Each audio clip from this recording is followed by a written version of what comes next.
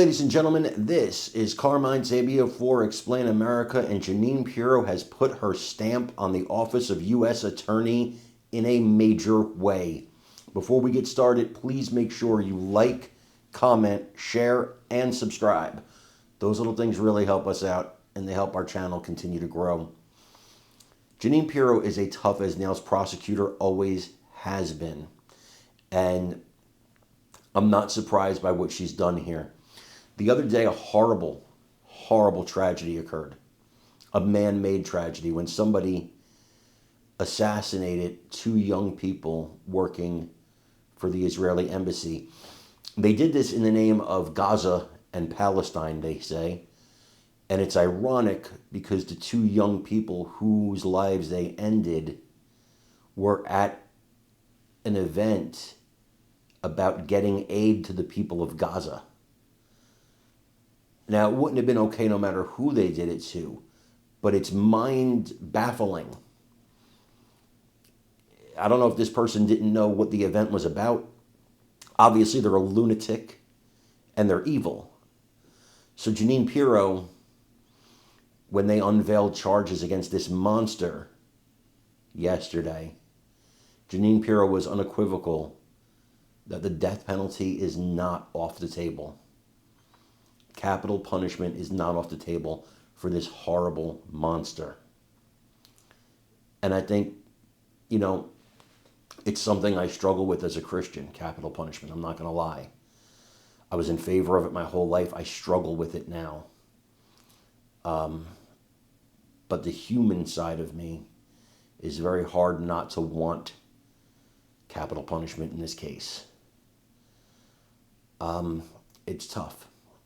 It's tough. And I just ask that we continue to pray for the souls of these young people and pray for their families. And I want you to watch this video. And I really want you to let me know what you think in the comments. Instead, the suspect is a 31-year-old Chicago man who was not previously known to police. It's unclear what, if any, connection he has to Washington, D.C. Joining us now to discuss, Andrew McCabe. He's the former Deputy FBI Director, former federal prosecutor. Ellie Honig joins us now as well. Andrew, first of all, it's awful. Your reaction to the murder charges, do you expect federal hate crime charges, terrorism charges to follow?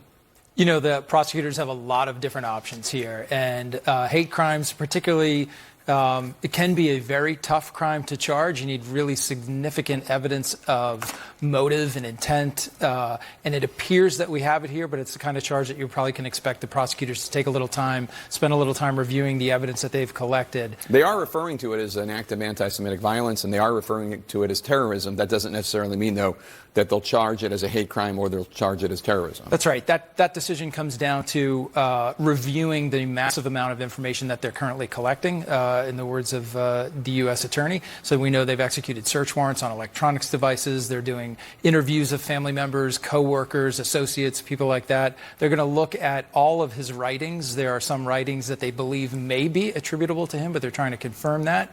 And they will look at his social media postings, things like that. All of that information will go into that determination of what they end up charging. Ellie, you saw Jeanine Pirro there. She's the interim U.S. Attorney here in Washington, D.C. She was asked about the death penalty. How and when will the U.S. Justice Department decide whether or not to seek the death penalty? So, Jake, that's an internal process within the Justice Department that can take an excruciatingly long time. I've seen it take up to a year for DOJ to decide whether they want to seek the death penalty. That said, I would expect a much quicker decision here. And when you're making that calculation inside the Justice Department, typically you look at things like premeditation. And if we look at this complaint, this was absolutely a premeditated attack. You look at things like what was the motivation. To quote the FBI Assistant Director just now, he said it was a targeted anti-Semitic violence. You look at the number of victims. Here we have multiple victims, 2. You look at the especially cruel way that the murder was carried out. And if you look at the complaint, I'm not even going to repeat this on air. It's so chilling. But if you look at the complaint, the way this individual actually killed these 2 innocent victims is gut-wrenching. So I think this is a decision that DOJ is going to expedite, and I'd be shocked if they do not seek the death penalty ultimately. CNN's Evan Pettis was in the room during that press conference. Evan, What new information did we learn about the suspect?